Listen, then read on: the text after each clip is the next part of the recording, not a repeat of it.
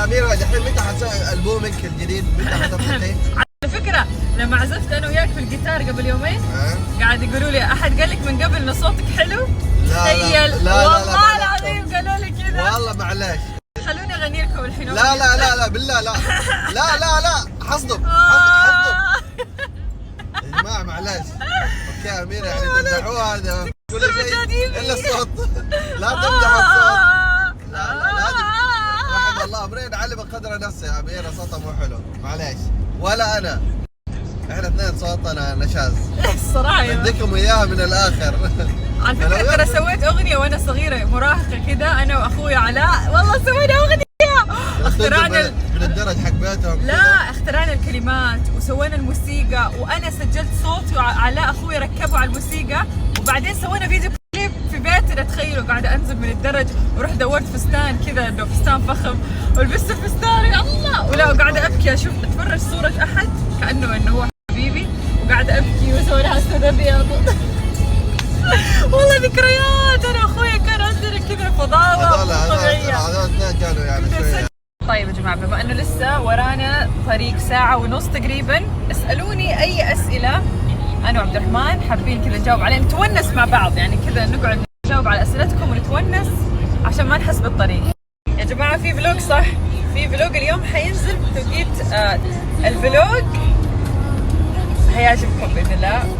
حتشوفوا ايش سوينا في الايام اللي اختفينا فيها وايش كمان في مفاجأة مني لعبد الرحمن وفي مفاجأة وفي مفاجأة لها مني لنفسي. ايوه وانا فاجأتني وفاجأته بعدين بشيء هو ما توقعه حتشوفوا.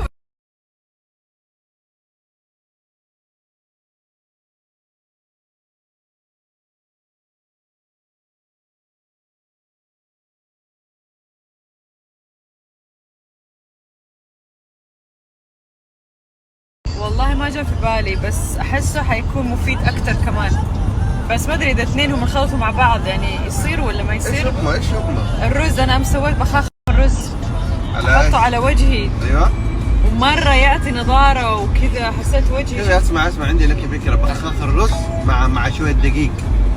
والله احس انه حيسوي بكس اليم. ايش دخل الدقيق في الموضوع؟ والله الدقيق ذاك اليوم لما حطيتها في وجهي والله حسيت انظف البشره كذا ولمعها. ايه صح بس فالميكس هذا اتوقع انه يكون ما ادري.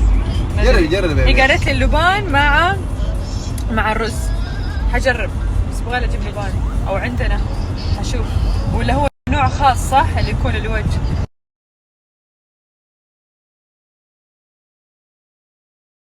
يا جماعه اليوم اتصلت على العياده وردت علي الدكتوره.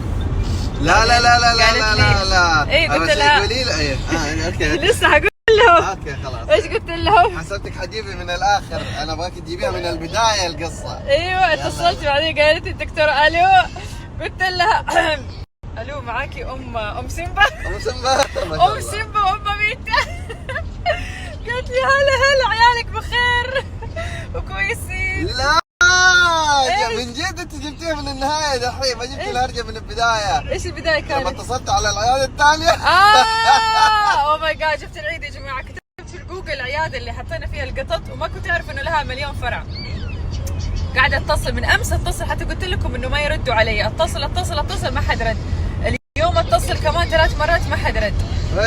المهم اليوم اتصلت كذا 3 مرات لين ما ردوا. قلت لها اخيرا رديتوا عيالي عندكم واحد منهم سوى عمليه بطمن عليهم. لا تخاصمهم أميرة قال ايوه ما خاصمتهم يعني على خفيف. لا ما خاصمتهم انه يعني اخيرا رديتوا. ايه طب ما هو خاصمه هذه يعني انه تعرف كم والله يا كده. جماعه يمكن امس 20 اتصلت عليهم ما حد رد. تخيلوا 20 ومو بس كذا يعني تخيلوا انا اتصل ما يردوا بعدين المره الثانيه يسووا لي مشغول يعني حركه مستفزه انه هم قاعدين عند الجوال بس يطنشوا.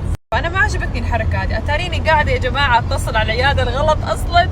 اليوم تقول لي قلت لها قططي عندكم انا امس اتصلت عليكم واليوم ما اتصلت ما رديتوا. قالت لي طيب ايش اسمهم قططك؟ قلت لها سيمبا وبيري. راحت قالت لي اعطيني رقم الجوال. اعطيتها رقم جوال عبد الرحمن شيكت قالت لي ما عندنا احد بهذا الاسم. قلت لها خلاص يمكن رقم جوالي. اعطيتها رقم جوالي قالت لي ما في احد بهذا الاسم. عبد الرحمن قلت له ايش في ايش السالفه لا يكون انت حطيتهم باسم احد ثاني ولا رقم جوال ثاني. قال لي غريبه. بعدين جاء عبد الرحمن عنده يتكلم معه قال لها ايش بعتوا قطط انتوا ولا ايش؟ تخيلوا بعدين تقول طيب ما في قطط زي كذا. قال لها طيب عبد الرحمن انتوا اي فرع؟ قالت له فرع الثاني تماما. اتاريني انا متصله على العياده نفس الاسم بس هي في فرع ثاني. جبنا العيد المهم على الخفيف.